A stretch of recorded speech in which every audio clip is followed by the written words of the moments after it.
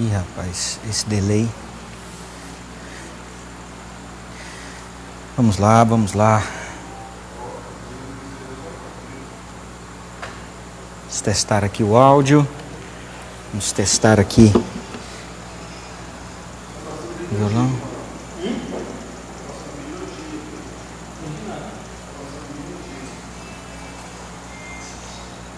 Vídeo antigo?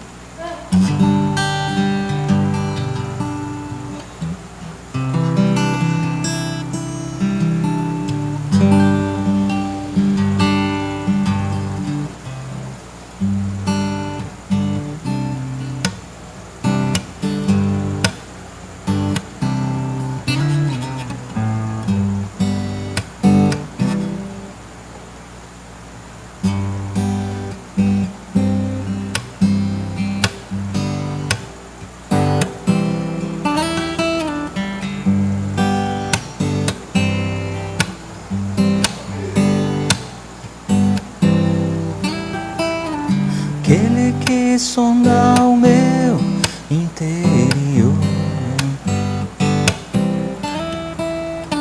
conhece por dentro, sabe tudo que eu sou.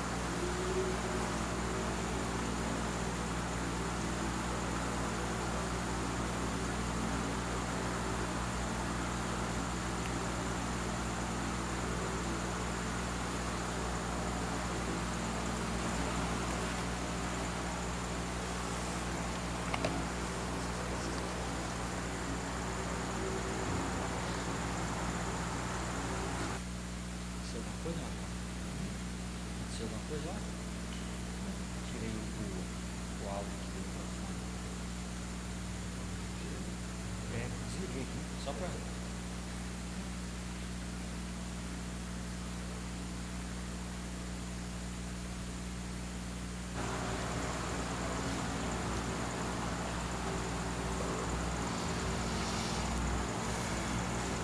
Boa noite, boa noite. Tem alguém aí já?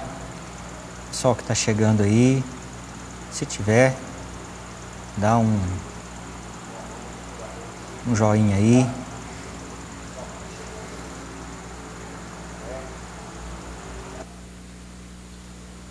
Marcão, você tem que tirar esse vídeo aí, que ele está saindo da outra vez lá.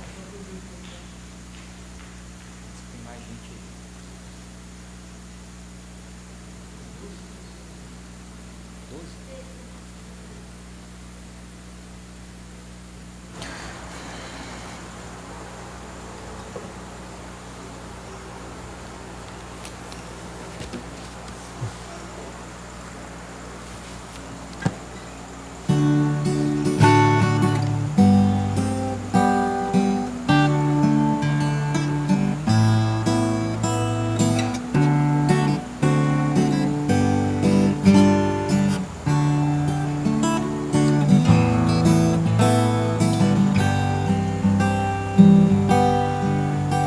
Por tudo o que tens feito, por tudo que vais fazer, por tuas promessas e tudo que és, eu quero te agradecer com todo o meu ser.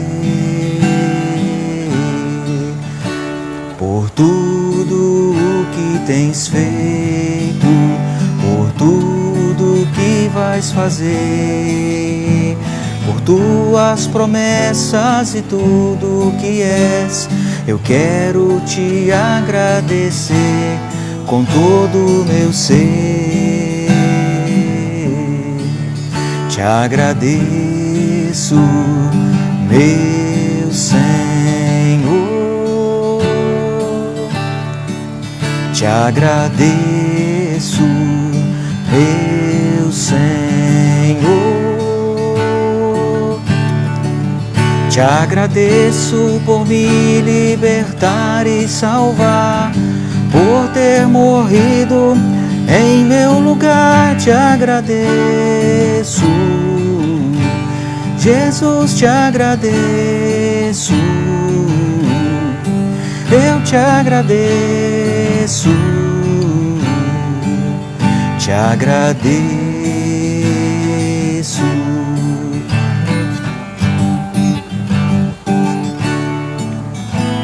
Por tudo o que tens feito, por tudo que vais fazer, por tuas promessas e tudo que és, eu quero te agradecer com todo o meu ser. Te agradeço, meu Senhor, te agradeço, meu Senhor,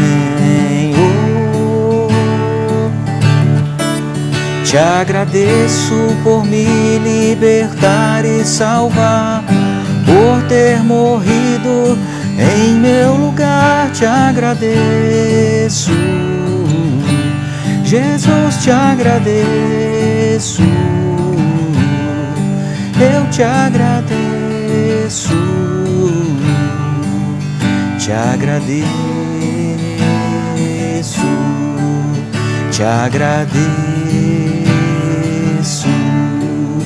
te agradeço.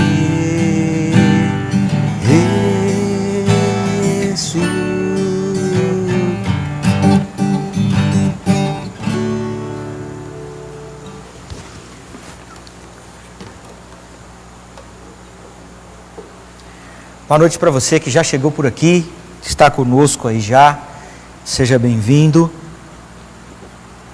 Louvado seja Deus pela sua vida, louvado seja Deus que você está aqui conosco para cultuar o Senhor. Aqui já algumas pessoas que a gente consegue identificar aqui, nosso irmão Edivan, também a nossa irmã Neuza, a Graziele, o Bruno, a Iris. Sejam bem-vindos. Se você está aí já online, dá boa noite aí para eu ver que você chegou. Hoje a gente está um pouco mais bem equipado, né, e mais bem preparado, né? A gente tem, agora eu consigo ver aqui e acompanhar os comentários. Está um pouco longe ainda, a minha vista não está dando para alcançar lá o tamanho da tela, mas já é alguma coisa, não é? Já é alguma coisa. Então, seja bem-vindo, boa noite. A Nalda está aí conosco, a Nilde, não é? Me parece que é Sônia também, que está aqui. Sejam bem-vindos, meus irmãos e minhas irmãs. É com grande alegria que nós damos início ao nosso estudo bíblico nesta quarta-feira. O nosso tema é esse que você está vendo aí no canto esquerdo ou direito da sua tela, eu ainda não tenho certeza. Na minha aqui está no canto esquerdo da sua tela, é o tema do nosso estudo bíblico, Dias de Luta, Dias de Glória. Nós temos estudado debaixo desse tema a vida do povo de Israel na trajetória deles na Terra Prometida. Então é um estudo sobre os livros históricos. Aqui na Igreja Presbiteriana de Betânia, nós iniciamos já há 1 ano e meio, quase 2 anos, para ser mais exato, um estudo panorâmico das Escrituras. Encerramos o Pentateuco no início do ano e introduzimos o livro de Josué. Encerramos o livro de Josué no nosso último estudo, que não foi ao vivo como esse. O nosso último estudo foi um estudo que eu distribuí para os irmãos da igreja fazerem um culto no lar, não é? Então nós encerramos o livro de Josué e hoje nós vamos falar sobre o livro de Juízes. Dias de luta, dias de glória, por quê? Porque nós refletimos sobre os erros e os acertos do povo de Israel, as manifestações da graça de Deus sobre aquela nação, também as falhas que eles cometeram, vislumbramos os seus dias de glória e percebemos as coisas que aconteceram para que esses dias viessem, e também analisamos os seus dias de luto, os seus dias de derrota e o que aconteceu, e assim nós extraímos ali ensino para a nossa vida, entendendo que o Antigo Testamento, como parte da revelação progressiva de Deus, é também matéria de fé para nós como cristãos, como servos de Jesus Cristo. Então, é por isso que nós estamos também, estamos aí seguindo passo a passo dentro das Escrituras, dos livros históricos, meditando sobre esse tema. Esse é o nosso objetivo, e nestes dias de luta, nós vamos falar um pouco também sobre a realidade da vida com Cristo, da nossa vida como discipulado. Você vai poder acompanhar aí, nós temos um recurso tecnológico melhor, você vai poder acompanhar aí o slide que vai aparecer ao lado da sua tela, no canto inferior aí. Então nós estamos melhorando, progredindo. Ainda não conseguimos divulgar pelo YouTube, ainda é o nosso projeto a gente alcançar, além da plataforma do Facebook, também a plataforma do YouTube e posteriormente também o Instagram. Ontem eu estive fazendo uma live pelo Instagram também, para poder ter um momento de contato, de compartilhamento com os irmãos. Seja bem-vindo, nós vamos orar e assim damos início ao nosso estudo. Se você ainda não conhece o nosso canal lá no YouTube, faz um favor para nós, vá até lá, acessa lá a Igreja Presbiteriana de Betânia, você vai reconhecer a nossa logomarca, que é a mesma que está aí na página da igreja, no Facebook, e você vai clicar lá em inscrever-se. E se você quiser também receber as atualizações das devocionais que estamos publicando e dos nossos eventos ao vivo, não é? Você clica lá no sininho lá para receber essas notificações, tá bom? Então clica lá, nós precisamos atingir o número de 1000 inscritos para ter a possibilidade de transmitirmos pelo YouTube com a estrutura que nós temos aqui. Então nós precisamos de 1000 inscritos, porque nós usamos telefone móvel para nossa transmissão, telefone celular, não é? E para conseguir fazer essa transmissão via YouTube, o YouTube exige de nós que nós tenhamos pelo menos 1000 inscritos, tá bom? Vamos orar, vamos falar com o nosso Deus? Feche seus olhos aí e vamos agradecer. Se você quiser fazer essa oração, você aí também, junto comigo, nós vamos agradecer a Deus por esse dia e rogar ao Senhor que esteja abençoando e nos conduzindo nesse momento de estudo da sua palavra. Vamos orar. Santo Deus, Deus bendito, nós louvamos o teu nome por esta noite, louvamos o teu nome pela vida, por este dia de vida que o Senhor nos concedeu com a tua misericórdia e com a tua graça. Te agradecemos, ó Deus, por quanto a bondade do Senhor se manifestou para conosco neste dia, nos sustentando. E nós temos o privilégio, a oportunidade de estarmos aqui juntos, unidos por esse canal digital, unidos pela presença do Espírito Santo do Senhor aqui e acolá, para juntos, ó Deus, estudarmos a tua palavra. Pedimos, Pai querido e santo, que por tua graça o Senhor se manifeste ao nosso coração, falando por meio da tua palavra. É a palavra do Senhor, ó Deus. Foi o Senhor quem a preparou, quem a inspirou. E nós rogamos da parte do Senhor que venha sabedoria e graça, que venha orientação do teu Espírito Santo também ao meu coração, à minha mente, para que possamos, ó Pai querido, falar da parte do Senhor. Deus querido, alimenta-nos, sê propício a nós e ajuda-nos. Nós te oramos no nome santo de Jesus. Amém. Meus queridos, como nós estamos aqui no estudo bíblico e é um ambiente também que normalmente é mais informal, você também tem a oportunidade de participar. Você pode enviar aí um comentário. Se você tiver uma pergunta, você pode enviar e essa pergunta será apresentada aqui e nós teremos a oportunidade de trocar ideias. É diferente um pouquinho da live, igual foi ontem, mas é mais ou menos parecido com a nossa escola dominical de domingo. Então a gente vai ter a oportunidade de trocar ideias e compartilhar experiências aqui e tirar dúvidas, se você tiver alguma delas. Não é? A gente está aqui para isso também. Se eu puder falar, se eu puder responder, eu respondo. Se eu não puder, né, a gente estuda e traz a resposta numa outra oportunidade, tá bom? Nós vamos abrir a palavra do Senhor no livro dos Salmos, no Salmo de número 146. Livro dos Salmos, no Salmo de número 146. Nós vamos fazer a leitura desses 10 versos desse Salmo. Salmo de número 146.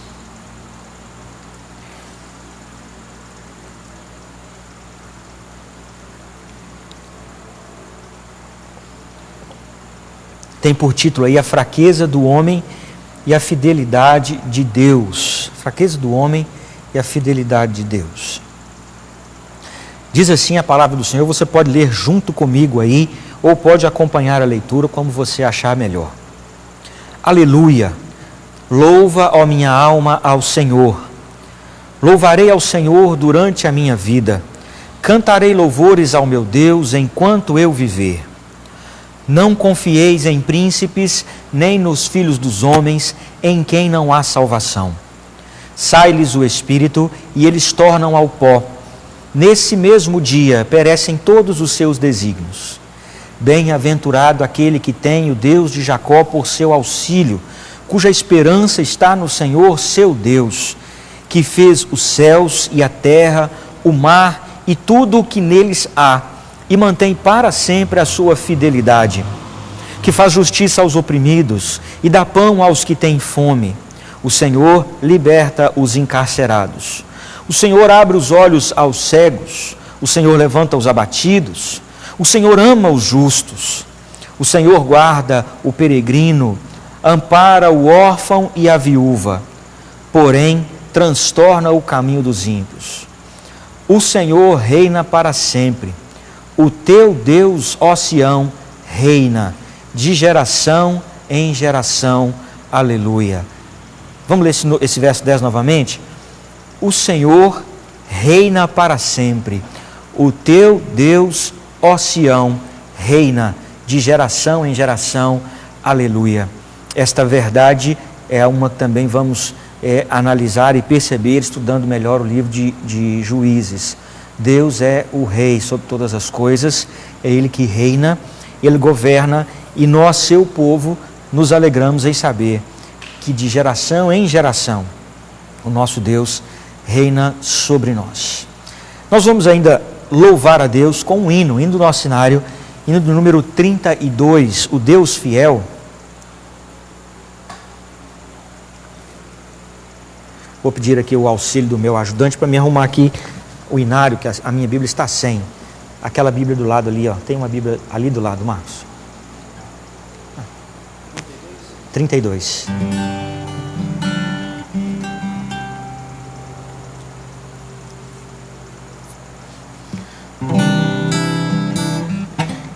O Deus fiel, hino 32 do nosso cenário Novo Cântico.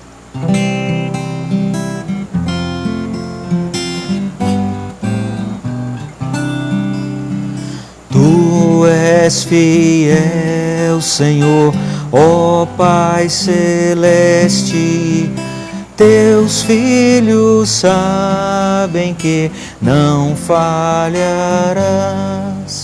Nunca mudaste tu, nunca faltaste, tal como eras tu, sempre serás.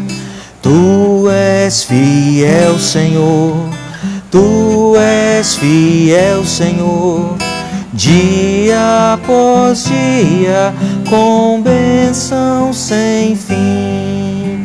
Tua mercê nos sustenta e nos guarda. Tu és fiel, Senhor, fiel assim.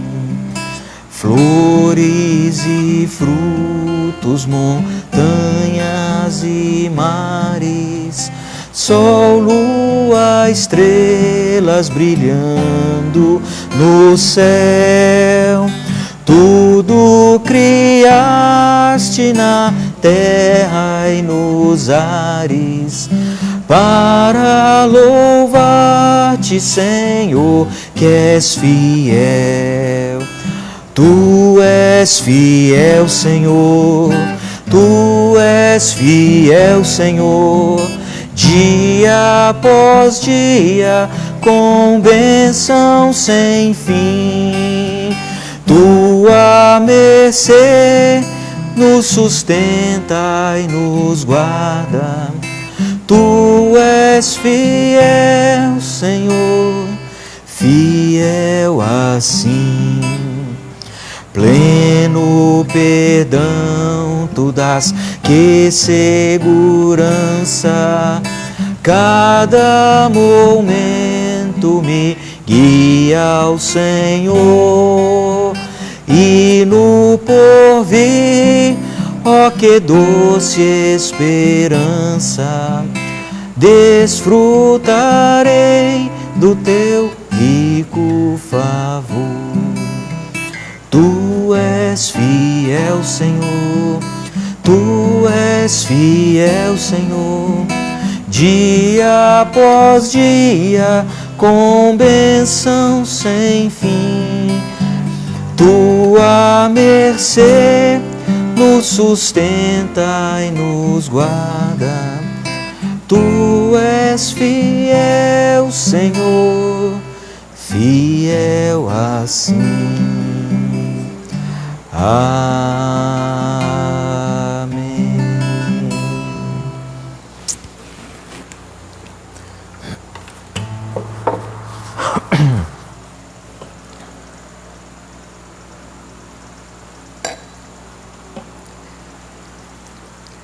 Irmãos, nós vamos ainda ter mais um momento de oração.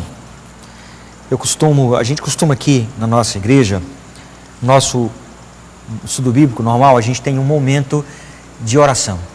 Os irmãos me perdoem, porque de vez em quando eu acabo olhando para a tela ali, ao invés de olhar para o celular. Nós temos um momento de oração que a gente separa para interceder por assuntos diversos. Como nós não temos condição de, nesse momento, ficar compartilhando muitos pedidos de oração, eu quero convidar você a orar nesse instante, aí na sua casa, pelas causas que você tem que colocar diante do Senhor. E depois de alguns instantes de momento silencioso de oração, eu estarei orando de voz audível e junto com você colocando estas causas diante do Senhor. Então, durante alguns instantes, nós estaremos orando ao Senhor de modo silencioso. Feche seus olhos, vamos falar com o nosso Deus.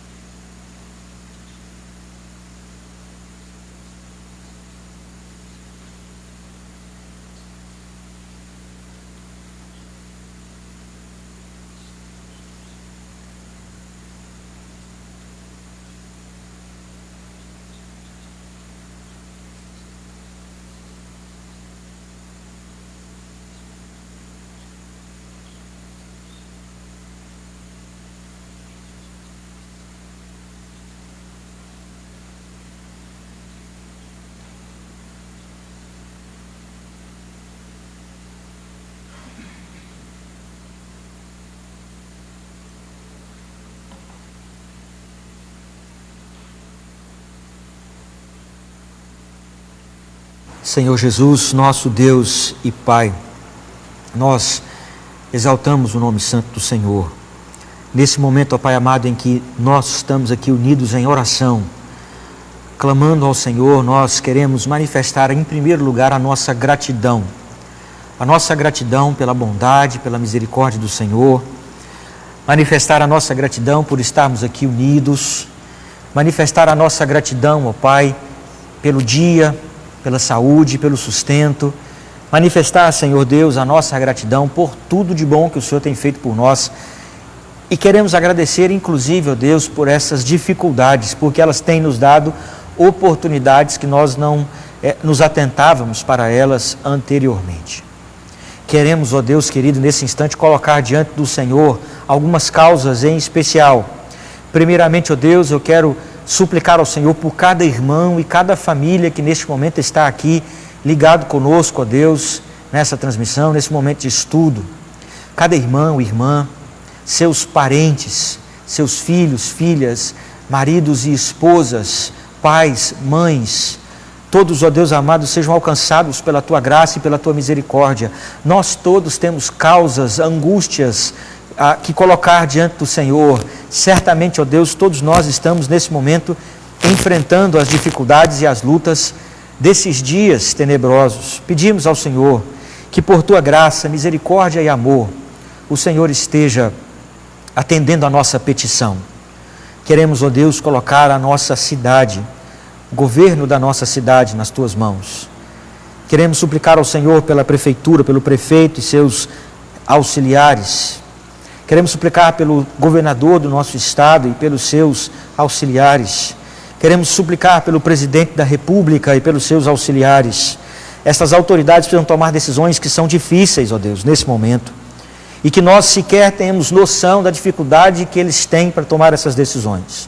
Muitas vezes nós nos colocamos aqui como juízes deles, sem saber o que se passa e quais são as variáveis que eles precisam pensar.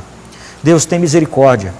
Se eles acertarem, ó Deus, ou se eles errarem, eles o farão debaixo da Tua soberania.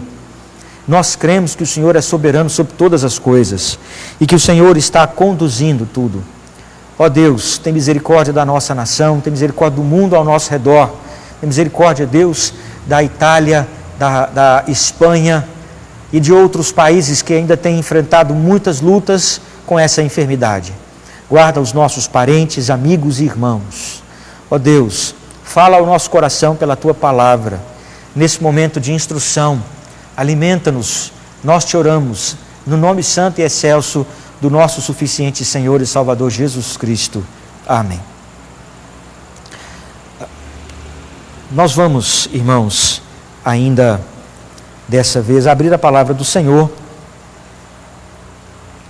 lá no livro de Juízes. Você vai abrir comigo a Bíblia lá no livro de Juízes, no capítulo de número 2. Livro de Juízes, capítulo de número 2. Lembrando que se você desejar participar, você pode mandar aí a sua palavra de contribuição e também sua pergunta, tá bom? Livro de Juízes, capítulo de número 2. Eu quero te convidar para que a gente possa ler a partir do verso 6. Se tiver algum contratempo também aí com o áudio, vocês nos alertem aí, por favor. Capítulo 2 do livro de Juízes, a partir do verso 6, acompanhe comigo a leitura. Havendo Josué despedido o povo, foram-se os filhos de Israel, cada um à sua herança, para possuírem a terra. Serviu o povo ao Senhor todos os dias de Josué e todos os dias dos anciãos que ainda sobreviveram por muito tempo depois de Josué e que viram todas as grandes obras feitas pelo Senhor a Israel. Faleceu Josué, filho de Num, servo do Senhor, com a idade de 110 anos. Sepultaram-no no limite da sua herança em Timnat-Heres, na região montanhosa de Efraim, ao norte do monte Gaás. Foi também congregada a seus pais toda aquela geração, e outra geração após ele se levantou, que não conhecia o Senhor, nem tampouco as obras que fizera a Israel. Vou ler novamente esse verso. Levantou-se outra geração após ele se levantou, que não conhecia o Senhor, nem tampouco as obras que fizera a Israel. Então fizeram os filhos de Israel o que era mal perante o Senhor, pois serviram aos Baalins. Deixaram o Senhor, Deus de seus pais, que os tirara da terra do Egito, e foram-se após outros deuses, dentre os deuses das gentes que havia ao redor deles, e os adoraram, e provocaram o Senhor à ira.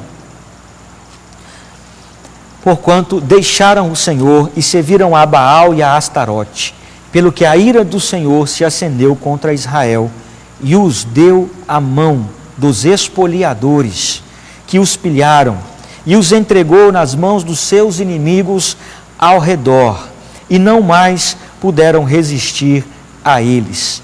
Por onde quer que saíam, a mão do Senhor era contra eles, para o seu mal, como o Senhor lhes dissera e jurara, e estavam em grande aperto. Até aqui, que o Senhor nos aplique a palavra ao coração.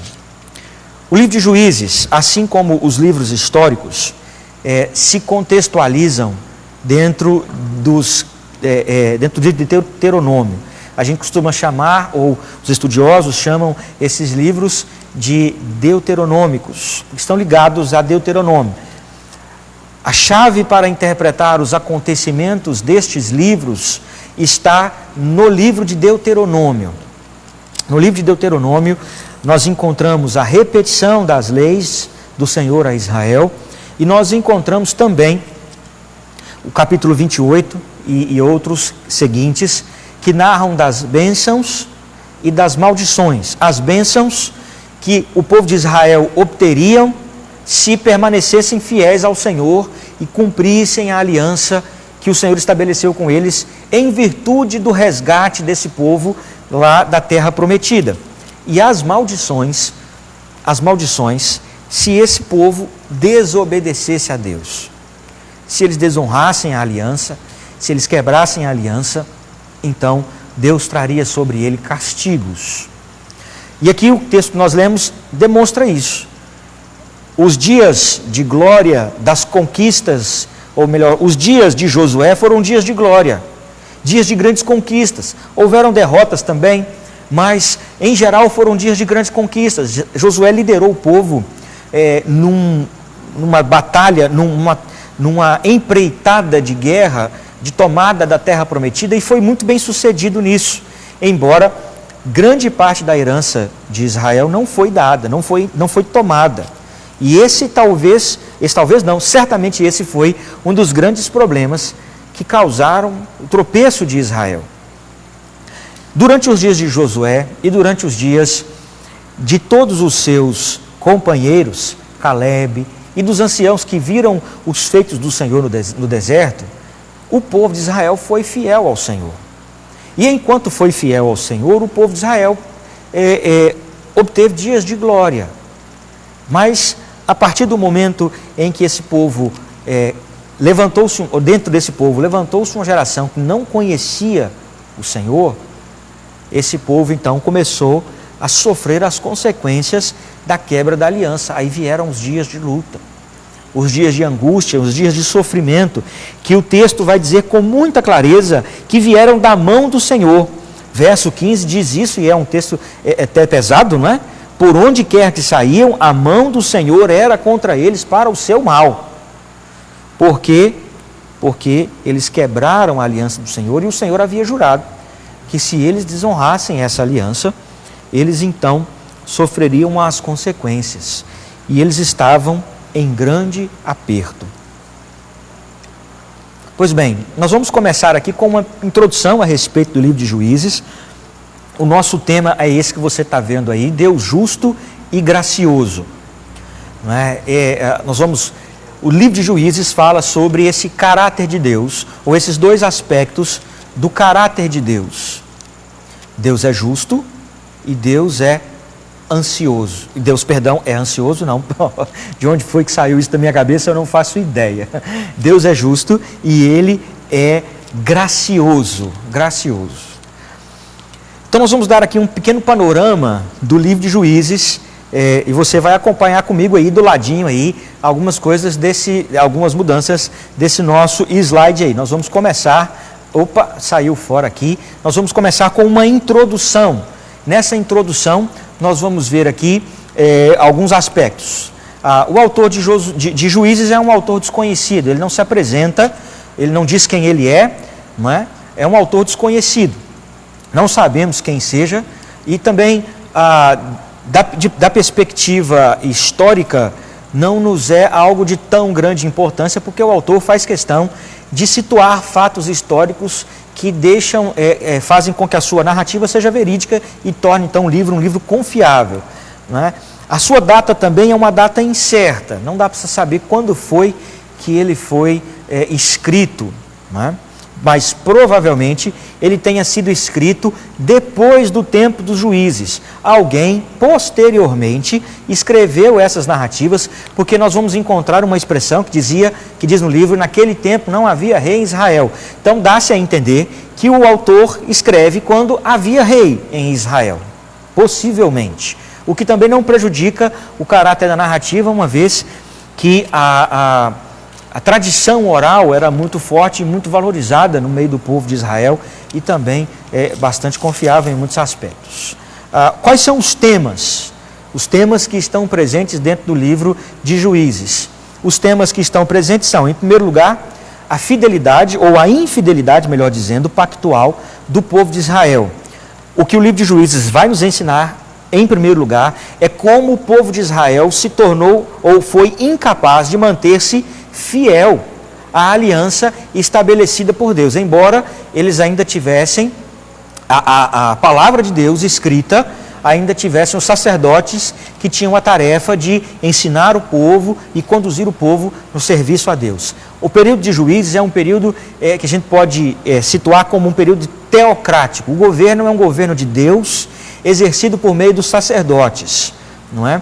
E Deus vai levantar alguns juízes, não é? Alguns que vão julgar, livrar a Israel, manifestando a misericórdia e a graça de Deus. Então é a infidelidade pactual do povo de Israel, mas também vai tratar da justiça de Deus sobre esse povo desobediente. Como o povo de Israel foi infiel à aliança, Deus agiu para tratar essa desobediência. E ele é justo e agiu com justiça para trazer o seu juízo sobre a desobediência e a infidelidade pactual. Eu preciso reforçar essa expressão, infidelidade pactual. É muito mais do que uma simples desobediência. É desonrar um acordo, é desonrar um pacto. Israel não simplesmente deixou de obedecer algumas coisinhas aqui e ali, escorregou em uma coisa ou outra, não. Israel desonrou um acordo, um pacto que Deus estabeleceu com eles, um pacto onde Deus manifestou graça, misericórdia, salvação, livramento, resgate e exigiu que o povo, em virtude disso, permanecesse fiel à sua lei. Então é um acordo. E o povo, se você voltar lá no capítulo 24 de Josué, o povo disse unanimemente que seria fiel ao Senhor, que serviria ao Senhor, não é? Então havia um acordo, um pacto. Israel desonrou, a uma infidelidade pactual, que o Senhor vai comparar nos profetas, por exemplo, em alguns livros proféticos, com o adultério espiritual, não é? Israel foi e é chamado de adúltero, nação adúltera, porque foi infiel a Deus. Por isso Deus trata com justiça, por isso Deus julga de maneira reta, rigorosa e justa, por causa da infidelidade do seu povo. O terceiro tema é aqui, apesar da infidelidade pactual, apesar do exercício da justiça, Deus também manifesta graça. Deus manifesta a sua graça. De que maneira? Levantando juízes para livrar Israel, manifestando assim o seu amor, a sua misericórdia, o seu perdão para aquele povo, não é? E a sua graça. Nós temos visto ao longo dessa nossa exposição panorâmica que, para usar uma expressão aqui que não é minha, ela pertence ao Dr. Van Groningen, que o fio de ouro das Escrituras é a aliança da graça, é o pacto da graça. A aliança da graça é o que permeia a Escritura de Gênesis a Apocalipse. E aí eu abro um parênteses aqui para dizer e reforçar aqui para você que nós não estamos vivendo o tempo da igreja, como se esse tempo da igreja fosse um tempo separado do tempo de Israel, como se nós estivéssemos hoje vivendo a graça e Israel viveu a lei. Não, a graça de Deus está presente em toda a estrutura do Antigo Testamento, de Gênesis a Apocalipse. E nós vamos ver a graça de Deus em ação no livro de Juízes de maneira abundante. Quando Deus, apesar de o povo ser injusto, apesar de o povo desobedecer, reiteradas vezes, Deus atende reiteradas vezes o clamor do povo e lhes fornece um juiz que vai julgar e vai trazer paz àquela nação, vai trazer livramento àquela nação. Um detalhe a respeito dos juízes é que não há uma unidade nacional. Os juízes livram Israel, mas eles estão ligados a tribos específicas, não é? Não há ainda uma unidade. Essa unidade começa a existir com Samuel. Samuel é um juiz que vai julgar todo o Israel, não é? Essa unidade fica mais visível. Ela acontece também com alguns dos juízes, mas ela fica mais visível e mais nítida com Samuel. É aquela questão da revelação progressiva, não é? À medida que a Bíblia vai crescendo na sua revelação, ela vai mostrando mais evidências da obra redentora de Deus. Então, Samuel vai evidenciar uma realidade superior àquela realidade anterior da dos juízes. Samuel é o último dos juízes, não é? E ele faz a transição entre o período dos juízes e a monarquia israelita. Pois bem, deixa eu tomar mais uma água aqui. Vou pedir aqui auxílio aqui para mais um copo com água. Então, irmãos, olha só, veja bem. Essa é a estrutura básica do livro de Juízes, não é? São esses os temas fundamentais. Agora, nós podemos extrair outros temas mais profundos. Nós podemos falar, no livro de Juízes, nós podemos falar sobre providência, sobre soberania de Deus, não é? Podemos falar também sobre eleição. Tem outras coisas que a gente pode falar aqui, mas o nosso estudo ele é panorâmico e seu objetivo ele é mais prático, mais refletirmos sobre a praticidade disso para o nosso dia a dia, do que propriamente fazer um estudo teológico, embora a gente aborde alguns aspectos doutrinários e teológicos dentro da revelação bíblica, da teologia bíblica, ok? Então vamos para frente. Quem eram os juízes? Um resumozinho de quem eram os juízes aí. Os juízes eram líderes levantados por Deus de tempos em tempos, com uma função específica, que era liderar o povo militarmente. O juiz normalmente era alguém que liderava de forma militar, para enfrentar aí algumas batalhas contra aqueles opressores que Deus levantava, os midianitas, os filisteus e outros que se levantavam contra Israel ao longo desse período. Então, os opressores do povo, quando? Quando este clamava arrependido ao Senhor. Deus não instituiu uma ordem de juízes. Deus não instituiu uma geração de juízes como é a monarquia, né? A monarquia, o rei, depois o filho dele assume, o filho do filho, e assim vai. A monarquia segue uma estrutura genealógica, não é? O livro de Juízes não segue essa estrutura. Deus levantou juízes em locais diferentes, em situações diferentes, de tribos diferentes, em contextos diferentes e pontualmente. Quando? Quando Israel clamava arrependido ao Senhor. O povo de Israel pecava. A gente vai encontrar isso aqui no capítulo 3. Né? Se você olhar a sua Bíblia aí, eu gostaria que você ficasse com ela aberta aí. Lá no capítulo 3, nós vamos ver uma referência à existência de povos pagãos, que foi o que desviou o coração do povo de Israel, povos pagãos no meio de Israel. Depois nós vamos ver o levantamento de Otiniel. Depois o povo volta a servir a Eglon. Depois vem o levantamento de Eude como juiz, não é? Aí depois de Eude, o povo vai servir a Jabim, rei de Canaã. Depois vem Débora e Baraque, não é? Enfim. E a expressão que acontece e que aparece sempre é que o povo de Israel serviu ao Senhor durante tanto tempo. E depois o povo de Israel voltou a cair. Então, se você olhar no verso 11 do capítulo 3, então a terra ficou em paz durante 40 anos. Otiniel, filho de Kenaz, faleceu. E aí o que acontece? Olha o verso 12. Tornaram então os filhos de Israel a fazer o que era mal perante o Senhor. Então logo o povo voltava a desfrutar de paz, não demorava muito, isso levava o povo de novo a desviar-se do Senhor. O povo de Israel afastava-se do Senhor, vinha a paz, vinha a tranquilidade, eles se afastavam da presença do Senhor nosso Deus. E aí Deus trazia castigo novamente, Deus levantava outro rei, uma outra nação que vinha, trazia problemas, trazia escravidão, trazia trabalhos, trazia dificuldades, sofrimentos, e então o povo clamava arrependido ao Senhor, e o Senhor levantava novamente um juiz. Então essa é a estrutura, isso a gente vai encontrar no livro de Juízes. Eu costumo dizer aqui na igreja, que quando eu li a Bíblia pela primeira vez, eu ficava assim, mas que povo miserável, que povinho miserável. Deus fazia essas coisas, livrava esse povo, e daí a pouco o povo estava em paz e desobedecia a Deus de novo. Pois é, meus irmãos, eu joguei pedra neles até o dia que o Senhor disse assim, mas você também é assim. Você também é assim. E venhamos e convenhamos, aqui eu abro um parênteses para uma primeira aplicação prática, venhamos e convenhamos, meus irmãos, quando nós estamos em dias de paz, o nosso coração relaxa, afrouxa. E essa é uma das questões que a gente tem refletido com o advento aí desse coronavírus, sabe? Há pouco tempo atrás, foi o H1N1, fez um arraso. O H1N1 passou. Tem gente morrendo com H1N1 até hoje, mas ele passou.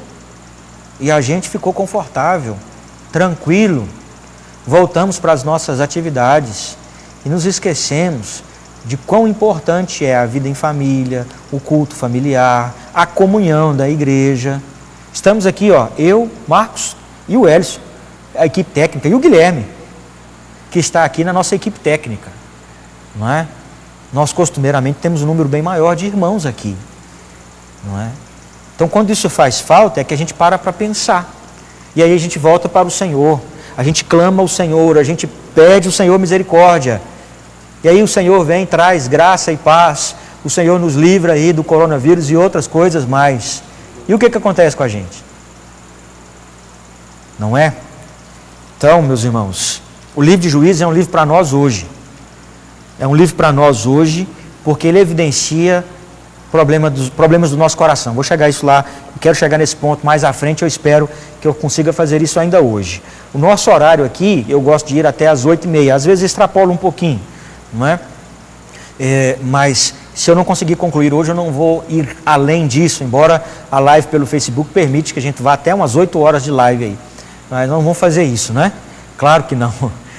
Mas até umas 8h30, 8h40 a gente vai encerrar, e aí semana que vem, se o Senhor nos der graça, a gente volta e torna a continuar, não é? Os nossos estudos. Se até lá Deus já tiver permitido que a gente volte, todo mundo aqui, a estrutura esteja já liberada para a gente ter o nosso encontro aqui, você que não é parte da nossa igreja vai perder. Não vai perder não, nós vamos dar um jeito de transmitir por sua causa, viu? Então fique tranquilo aí, tá bom? Só não quero que você deixe de ir no estudo bíblico lá do seu pastor, senão vai ficar bravo comigo. Vai falar que eu estou tirando você de lá. Você pode assistir depois. A gente grava aqui e você assiste depois. Tá bom? Então vamos lá. Qual é o propósito do livro de Juízes? Opa, deu um tilt aqui de novo. Vai voltar, irmãos. Qual é o propósito aí do livro de Juízes? Primeiro, demonstrar a fragilidade do povo em se manter fiel a aliança. Já mencionei isso aqui. Nós temos isso aí no capítulo 1, 27 a 36, no capítulo 2, verso 10 ao verso 12. E essa é uma das coisas que mais fica claro. Qual é a coisa que mais fica clara no livro de Juízes para nós? Uma das, que o ser humano, quando deixado aos seus próprios cuidados, rapidamente se corrompe. Lá em Romanos, capítulo 1, verso 18 em diante, Paulo fala da ira de Deus e tudo mais, e lá por volta do verso 24, 25, 26, Paulo diz assim: por isso entregou Deus os homens ao seu próprio coração. Meus irmãos, não pode ser pior, não pode haver um juiz maior do que Deus entregar os homens ao seu próprio coração. Que é isso que acontece, quando nós somos deixados ao nosso próprio coração, é isso que acontece conosco, a gente se afasta de Deus. O que nos sustenta na presença do Senhor é a ação do Espírito Santo. O que nos sustenta na presença de Deus é a misericórdia e a graça de Deus que habita em nós. Conta-se que certo pregador famoso estava caminhando pela rua com alguns dos seus alunos e viram um sujeito bêbado caído à sarjeta, e os seus alunos o zombaram daquele sujeito, e aquele professor disse assim: ali estaria eu, se não fosse a graça de Deus. Essa é a visão que nós temos que ter, irmãos. Se não fosse a graça e a misericórdia de Deus, nós estávamos na sarjeta, jogados às traças. Fomos alcançados pela graça de Deus, e se deixados à nossa própria mercê, nós estamos perdidos, não é? É por isso que nós precisamos continuamente lembrar-nos da misericórdia e da graça de Deus em Cristo. Continuamente nós precisamos nos arrepender dos nossos pecados. Então, a falta de um governante que aglutinasse em si a autoridade, como aconteceu com os reis, não é? Aconteceu com Samuel e depois os reis, fazia com que o povo se corrompesse rapidamente. Lá, eu não me recordo aqui exatamente qual o profeta que diz, mas dizendo: não havendo profecia, o povo se corrompe. Livro de Provérbios, melhor dizendo. Não havendo profecia, o povo se corrompe. Não havendo um profeta, alguém que lidere, alguém que conduza o povo na palavra de Deus, o povo se corrompe. Daí vem uma outra aplicação prática, a necessidade de líderes que liderem o povo centrados nas Escrituras. Líderes que liderem a igreja de Deus não para o seu próprio benefício, mas que liderem a igreja de Deus pensando, guiados pela palavra de Deus, buscando a glória de Deus. É isso que nós precisamos, né? Orar para que Deus nos dê líderes, falando eclesiasticamente, que nos conduzam dentro dessa perspectiva, na palavra de Deus. Para quê? Para que nós sejamos continuamente instruídos na palavra de Deus, a fim de permanecermos. Porque se não tivermos essa instrução constante, nós nos desviamos, irmãos. Paulo vai dizer algo parecido com isso lá em Efésios 4, a partir do verso 7, quando ele diz que Deus distribuiu dons, aí pastores, mestres, apóstolos, profetas, para quê? Para o aperfeiçoamento dos santos. Se não houvessem esses líderes, a igreja de Deus se desgovernaria, não é? Nós temos aí os desigrejados, pessoas que dizem que você pode adorar a Deus de sua própria casa. Essas pessoas lideram a si mesmas. Só que a história já demonstrou que todo aquele que quis liderar a si mesmo na presença de Deus, no caminho do Senhor, acabou se desviando. Então, nós precisamos de líderes levantados por Deus, guiados pela palavra de Deus, que nos conduzam segundo a vontade de Deus, expressa nas Escrituras. Lembra lá do lema da reforma, sola Escritura, nas Escrituras. Não é? Outro propósito do livro, apresentar aí a realidade sobre a condição do homem. Abra comigo lá no capítulo 17, vai lá no capítulo 17 do livro de Juízes, verso 6.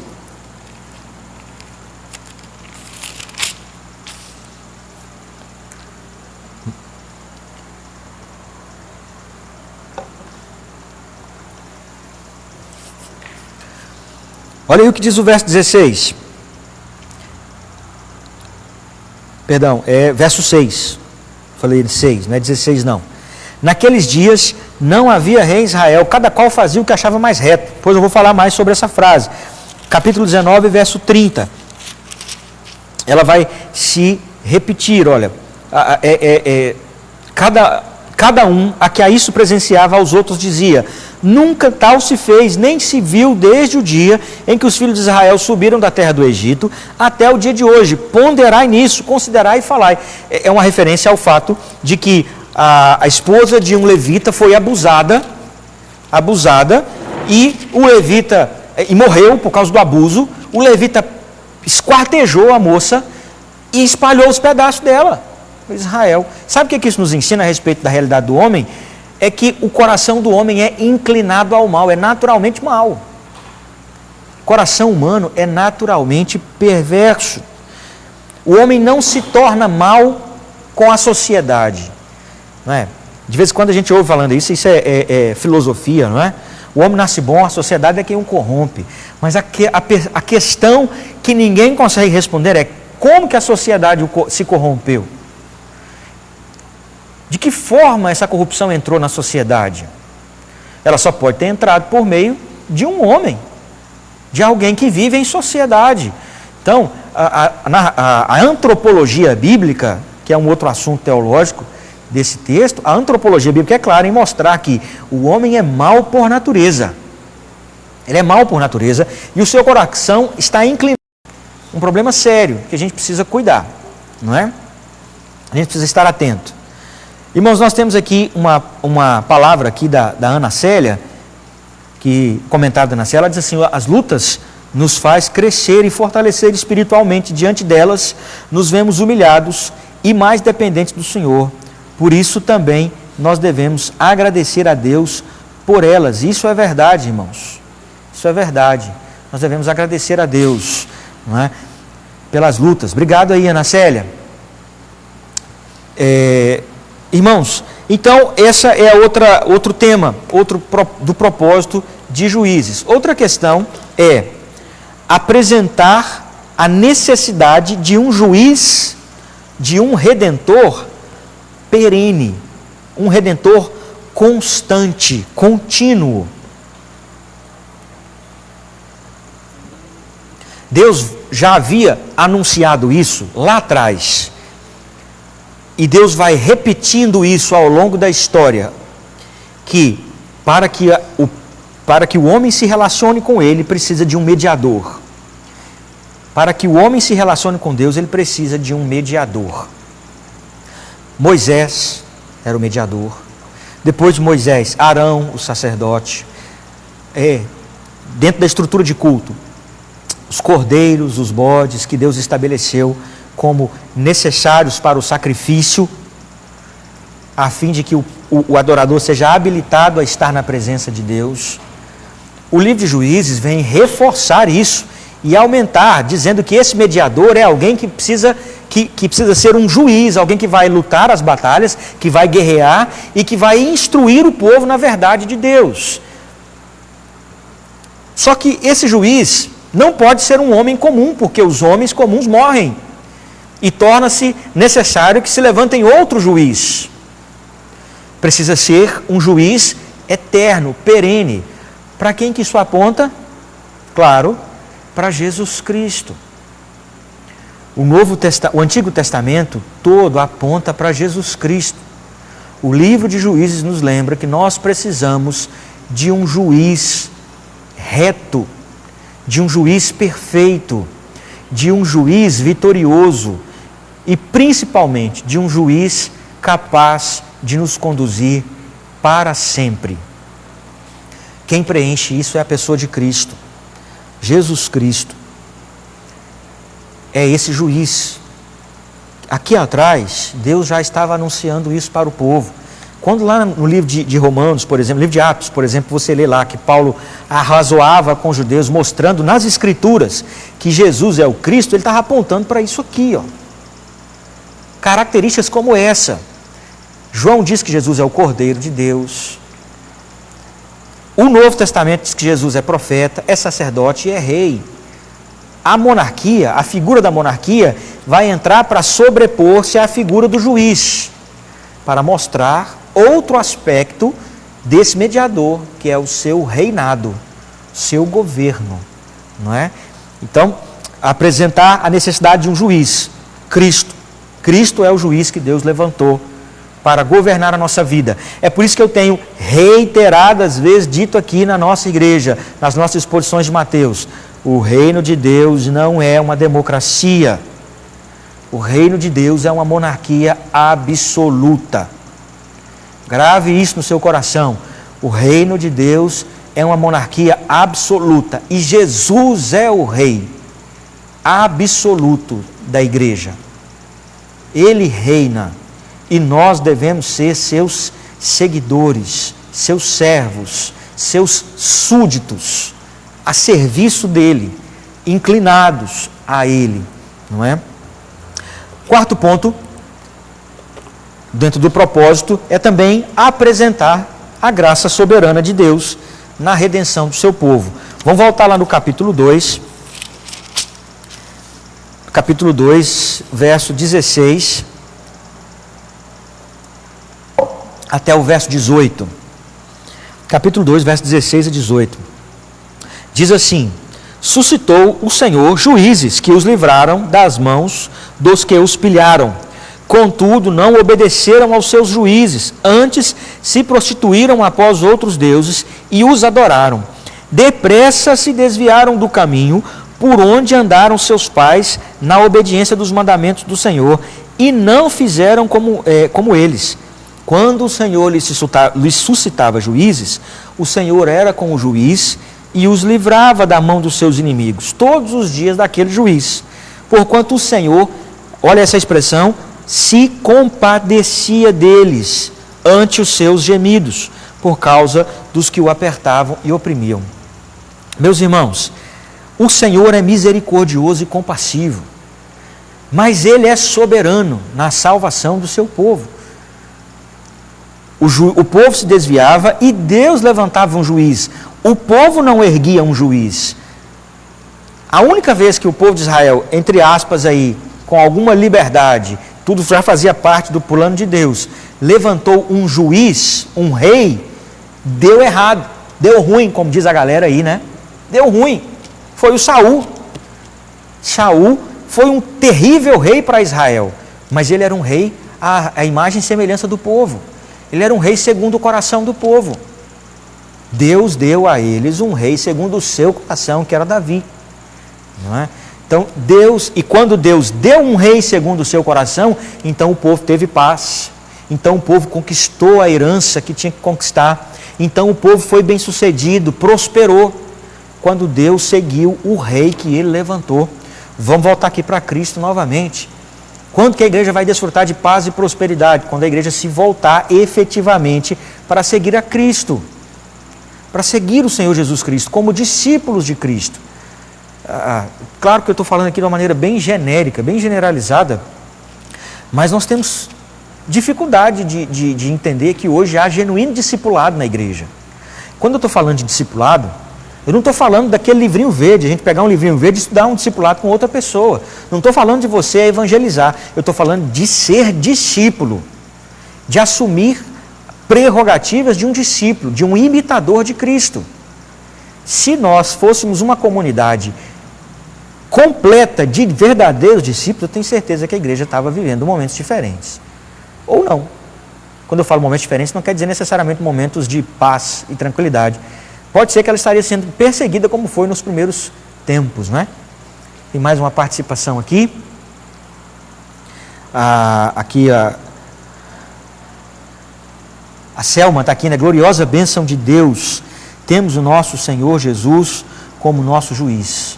O Senhor Jesus é o nosso juiz, aquele que julga as nossas causas, não é? Aquele que nos conduz na palavra de Deus. Louvado seja Deus. Bom, irmãos, então são esses pontos. Quais são as aplicações práticas que a gente pode extrair aqui já, caminhando para a conclusão do nosso estudo?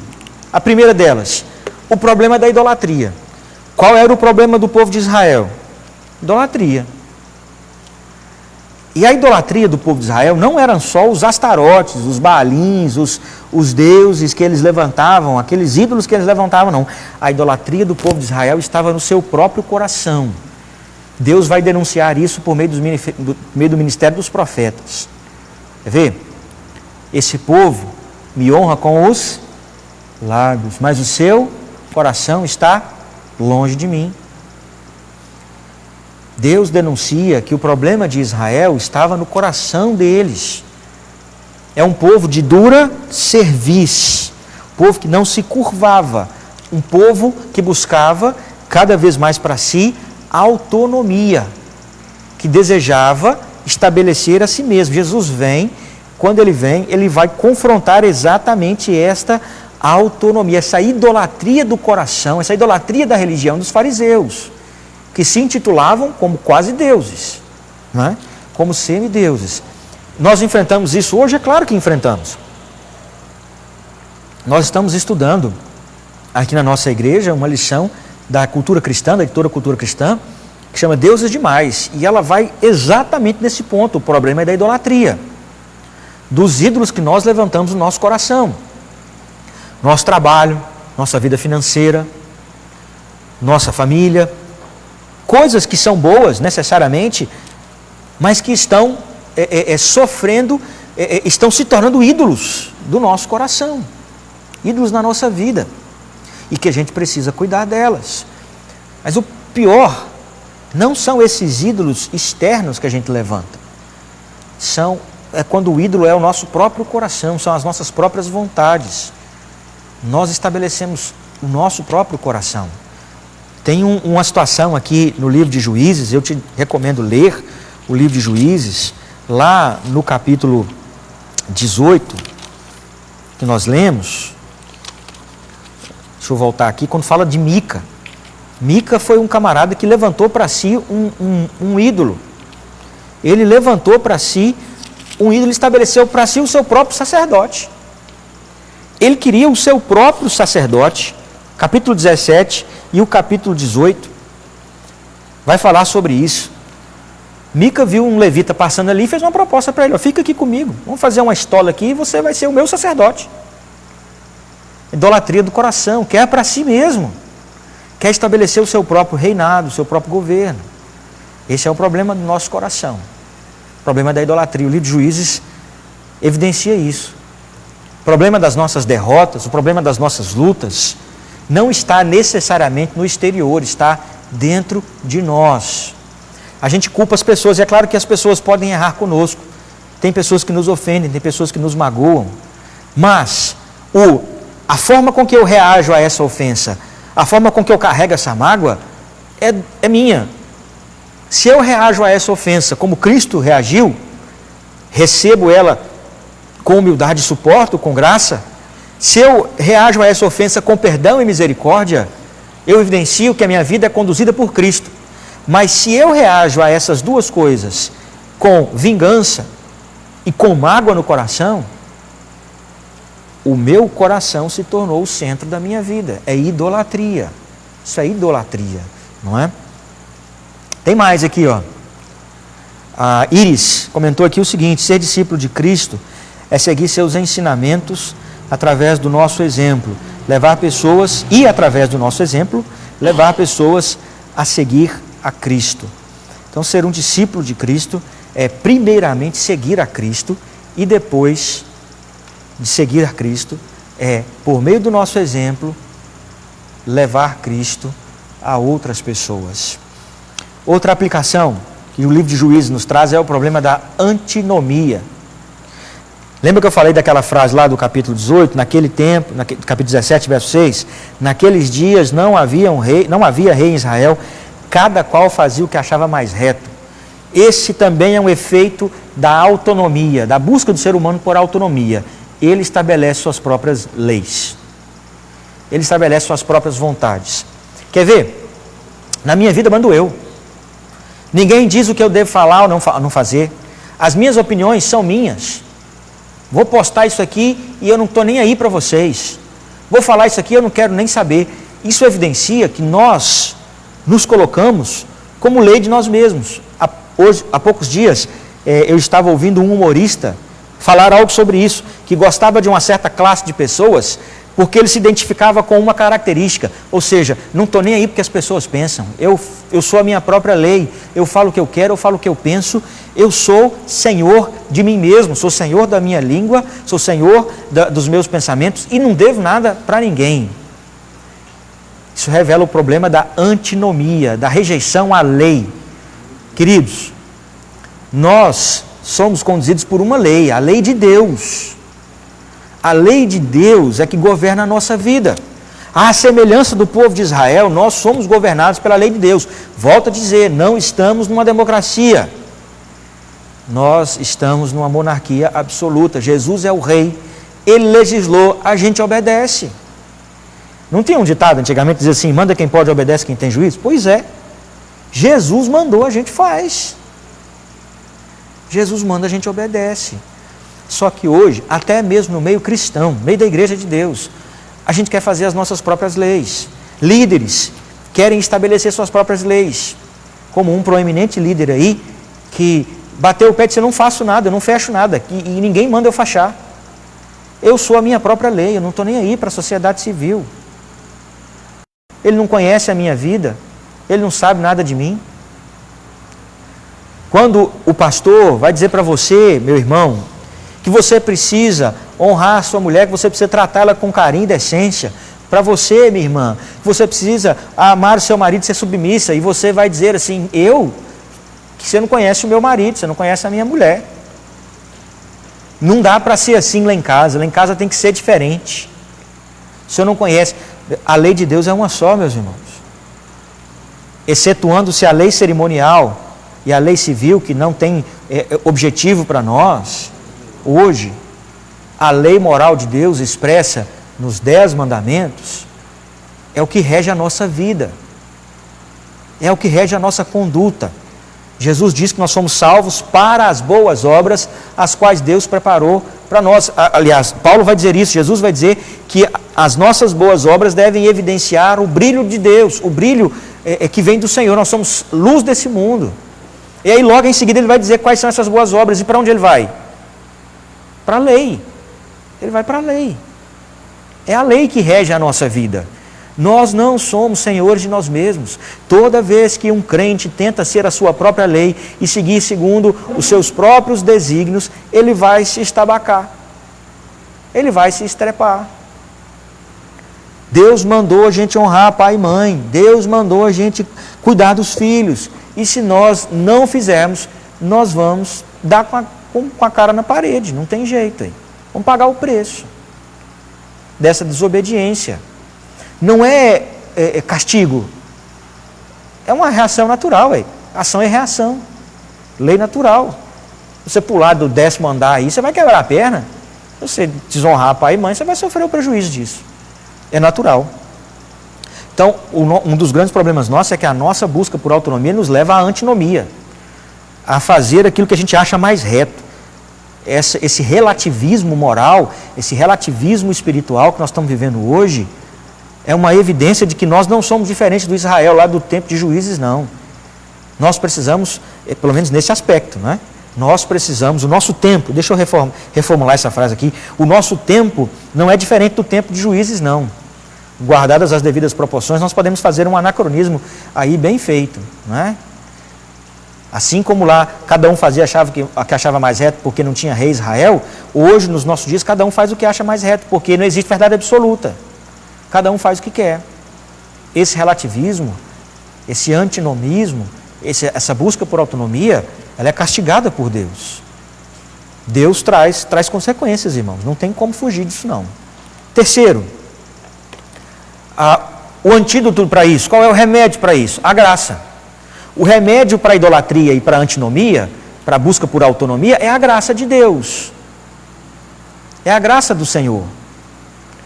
Então nós precisamos seguir, entender que a única coisa que nos torna pessoas aceitáveis diante de Deus é a graça de Deus manifesta em Cristo Jesus, no juiz que Deus levantou para, morrendo, nos livrar de nós mesmos, do nosso pecado, do domínio do nosso coração.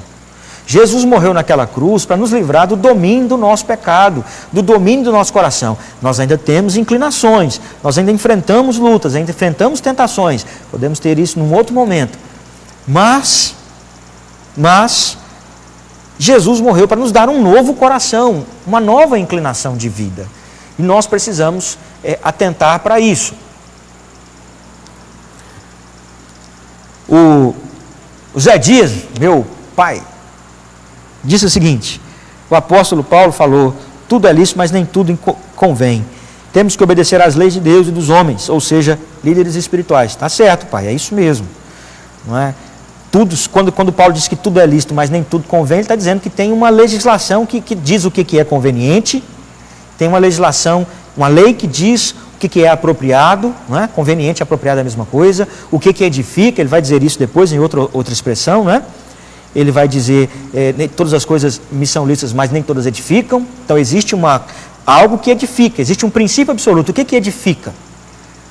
E a gente esbarra a nossa liberdade nisso aí. Enfim, e Paulo estabelece outras colunas, que são critérios aí para moldar a nossa visão de mundo. Não é? Nós temos uma lei que rege a nossa vida e o nosso coração. Mas nós somos incapazes de obedecer essa lei no seu rigor.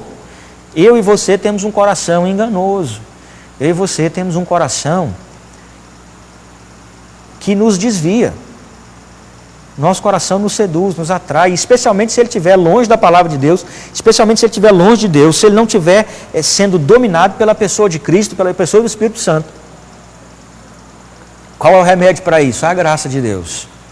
E aqui, meus irmãos, é uma das mais preciosas dádivas desse livro. O Deus que nos ama graciosamente. Gosto muito de uma expressão de um pastor chamado Dave Harvey. Dave Harvey disse numa palestra lá na conferência da editora Fiel, que a graça de Deus é uma graça teimosa.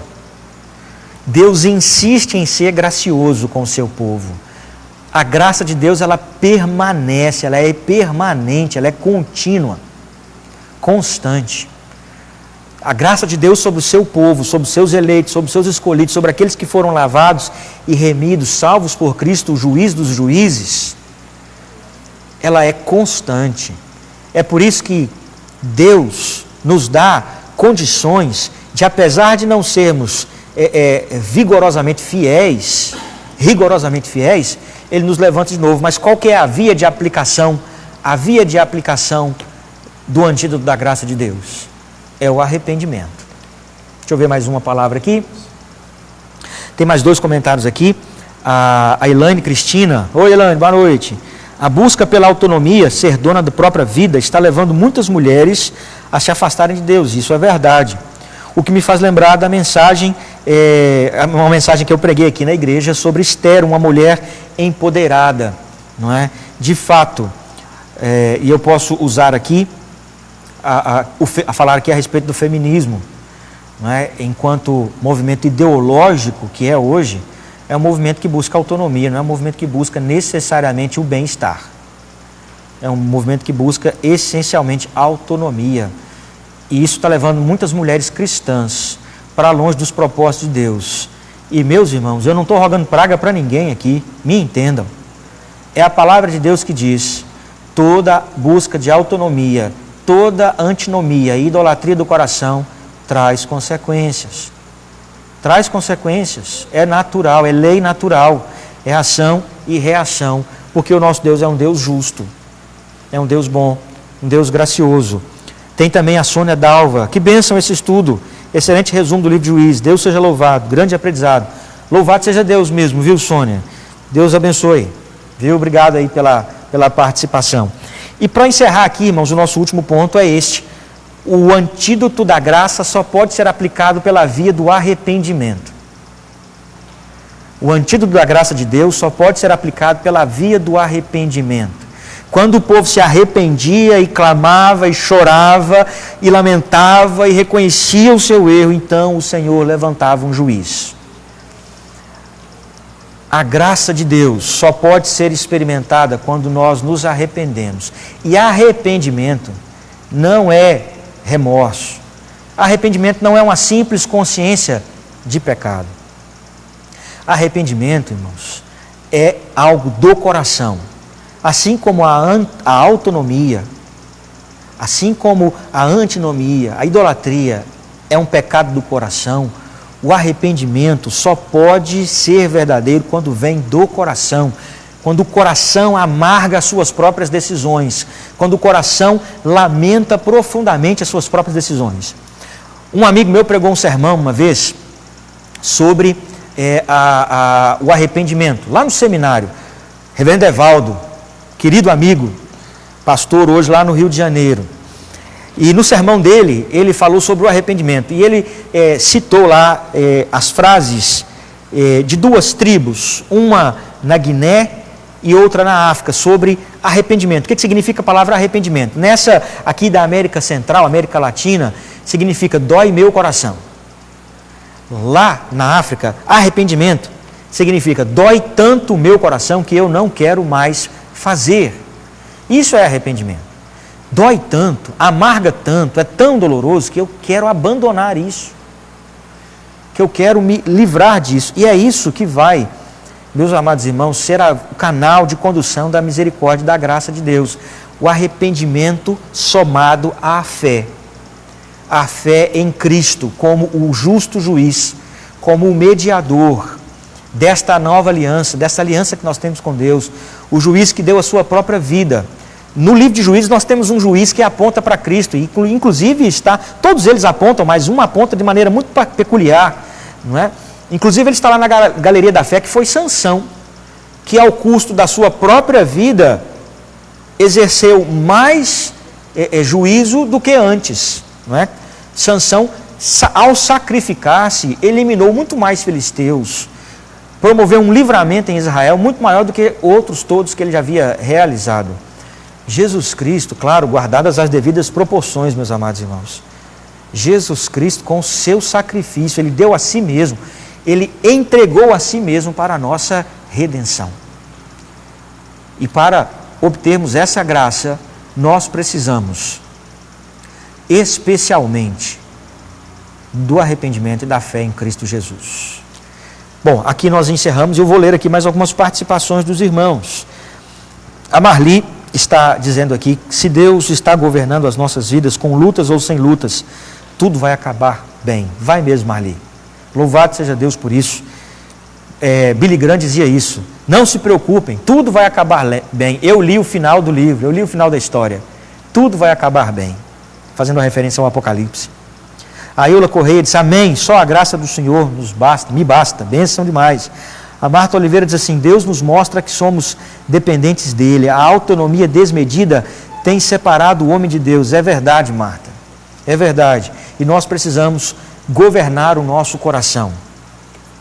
Alguém me disse, certa vez, que eu não posso controlar o meu coração. Não, na nossa anatomia, Deus colocou o coração embaixo, né, do cérebro. E penso eu, sem querer fazer aqui espiritualizar a coisa, que há um propósito nisso, de que nós governemos o nosso coração com a nossa mente. As Escrituras nos alertam constantemente quanto ao perigo do coração e nos chamam constantemente a moldar o nosso coração. E elas também nos exortam continuamente a renovar a nossa mente e usar a nossa mente para moldar os nossos caminhos. A palavra que é usada muito no Antigo Testamento para mudança de mente, para transformar, é metanoia, uma transformação da nossa mente em Cristo Jesus. Tem mais alguma participação aqui? Se alguém mais quiser comentar, viu, irmãos, já estamos caminhando para o encerramento do nosso estudo. O Bruno Henrique disse aqui que a autonomia nos faz ter, a idolatria nos faz ter autonomia sobre nós e coisas. A graça de Deus que nos liberta, trazendo o arrependimento, deixando dos livros para servir somente a Deus. É isso aí, Brunão. Isso aí. O Elias Viana lembrou aqui de um princípio reformado, né? Sola gratia, né? Só a graça de Deus nos basta. Se houver mais algum comentário, alguma participação, nós estamos à disposição, viu, irmãos? O Edivan está dizendo aqui, misericórdia é colocar nosso coração na miséria do outro. É isso mesmo. Eu estou tentando ler ali, porque está mais distante, não é? Do monitor para mim aqui. Mas é isso mesmo, o Divan. O Ban, né? Ban. É isso mesmo, Ban. É isso mesmo. Misericórdia é colocar-se no lugar do outro. E isso é fantástico quando a gente pensa na ação de Deus, como Deus misericordioso e gracioso que Ele é. Não é? Cristo desceu e se fez um de nós, se colocou no nosso lugar, não é? Para morrer por nós, morrer por nossas vidas. Meus queridos irmãos, quero agradecer a todos vocês pela participação. Foi muito bom poder estar aqui trazendo essa palavra. Eu espero que Deus fale ao coração de vocês, que esses princípios fiquem aí solidificados no coração de vocês, não é? Depois nós vamos, eu me disponho aí, você pode ir aí na página da igreja e mandar lá no privado, lá na página da igreja, uma mensagem. Se você quiser, eu mando a apresentação de PowerPoint para você. Você manda o seu e-mail para mim, lá na parte do privado lá, na mensagem, né, no Messenger lá, e eu mando para você o episódio. Nós estamos com um pequeno delay aqui, então eu falo aqui, demora um pouquinho para chegar aí. Então, pode acontecer de eu encerrar e você falar algo que eu não vou ver, viu, irmão? Se isso acontecer, por favor, me perdoe, tá bom? O Adria está mandando eu escrever amém. O Adria é uma figura, não é fácil não, Deus é bom. Que bênção, Sônia. Louvado seja Deus, tá? Que o Senhor continue abençoando a vida dos irmãos. Nós estamos vivendo dias difíceis, dias de luta. Os dias de glória virão, meus irmãos. Mas para nós experimentarmos esses dias de glória, nós precisamos tratar o nosso coração quanto à idolatria e à autonomia, nos apegarmos à graça de Deus, aplicar uma vida de arrependimento. Nós precisamos olhar para Jesus Cristo como nosso justo juiz, como aquele que nos liberta, que nos livra da escravidão. Nós precisamos agarrar com Ele e nos lembrar que nós não fomos feitos para essa terra, nós não fomos feitos em Cristo Jesus para esta vida, mas para a eternidade. Deus tem um propósito com tudo isso, viu? Para a eternidade, é para lá que a gente precisa viver, viu? Louvado seja Deus, nós tivemos aqui um pico de 79 pessoas nos acompanhando e também 69 que foi a média. Deus abençoe a cada um dos irmãos. A live vai ficar disponível, o vídeo vai ficar disponível. Se você quiser, compartilha, tá bom? Se você quiser assistir depois, outra pessoa quiser assistir depois, vai ficar aí disponível aqui na nossa página do Facebook. Depois nós vamos transferir ela lá para a nossa página do YouTube, tá bom? Mais uma vez, acesse lá o YouTube, se você ainda não fez, acesse a nossa página do YouTube, se inscreva, compartilhe lá, peça para outros amigos se inscreverem, para que a gente tenha um pouco mais de facilidade, né, na transmissão, não só pelo Facebook, mas também pelo YouTube, tá bom? Deus abençoe a todos, nós vamos orar e estaremos encerrando aqui a nossa transmissão. Senhor Deus, nós agradecemos ao Senhor por mais essa vez que estivemos aqui na Tua presença. Obrigado por cada irmão desses que estiveram aqui presentes, nos acompanhando. Senhor Jesus, que a Tua graça esteja sobre a vida de cada um dos nossos irmãos. Deus eterno e amado, que o Senhor nos ajude a entender que o Senhor é um Deus justo e gracioso, que nós não podemos permitir a idolatria do nosso coração, nem viver em autonomia, que nós precisamos nos apegar à Tua graça, Deus, e viver sempre arrependidos dos nossos pecados diante do Senhor. Deus, aplica a palavra do Senhor ao nosso coração, e todo aquele que ouvir esta palavra, este estudo, essa mensagem, possa o Senhor alcançar e transformar as suas vidas. Senhor Deus, nós te oramos, abençoe a nossa igreja, abençoe o nosso povo, abençoe a nossa nação. Mais uma vez, eu peço ao Senhor pela nossa cidade, pelo nosso prefeito, pelos nossos líderes da Câmara, seus secretários, pelo nosso governador do estado, também pelos seus deputados, pelos seus auxiliares, secretários, pelo nosso presidente. Deus, que o Senhor esteja abençoando a vida dele, a vida dos seus também companheiros na administração dessa nação. Senhor nosso Deus, que a Tua graça esteja sobre estes homens, que são nossas autoridades instituídas pelo Senhor, a fim de que eles governem com sabedoria e graça da parte do Senhor. E que se porventura eles vierem a errar, nós saibamos que quem governa sobre tudo é o Senhor. Que se eles erraram, foi permissão do Senhor. E o Senhor tem um propósito com isso. Se eles acertaram, a glória é do Senhor, porque o Senhor os instituiu sobre nós. Ó Deus, em nome de Jesus, abençoe-nos no restante desta noite e nos guarda na Tua presença nesses dias em que nós estamos aí reclusos. Continue nos guardando e dando graça da parte do Senhor hoje e sempre. Amém. Deus abençoe. Um grande abraço para você e para toda a sua família. Fica com Jesus. Até mais.